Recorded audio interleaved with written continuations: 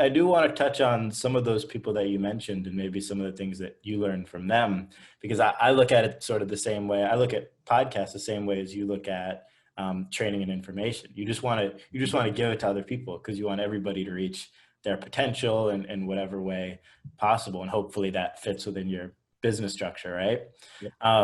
So I'd love to hear sort of from your experience with Kobe and the Mamba Academy. What were some of the biggest takeaways from, spending time with him that maybe you didn't know prior? Because for somebody like that, obviously a lot of it is public.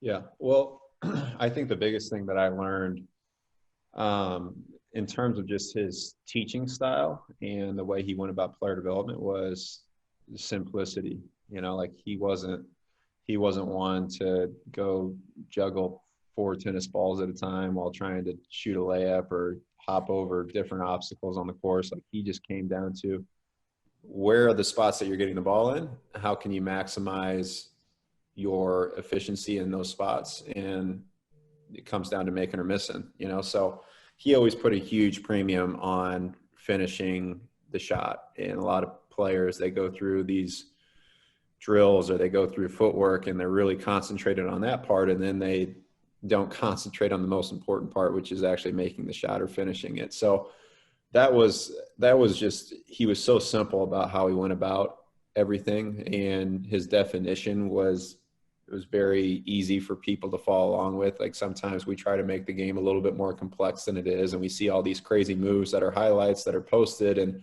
then we try to take that and go give it to kids and be like, okay, copy this move from Donovan Mitchell, and it's just probably not realistic. So that was probably the number one thing in terms of just, strictly player development. And then on just the other side is, he was so generous with his time and attention of who he gave anyone time or attention to. It didn't have to be, Kyrie Irving. It could have been someone that was just walking by that wanted a picture. Like he made everyone feel that their time was valuable, and just the generosity he showed myself and my fiance and, all the girls I got to witness that he coached and really poured time into. People didn't get to see that side of him.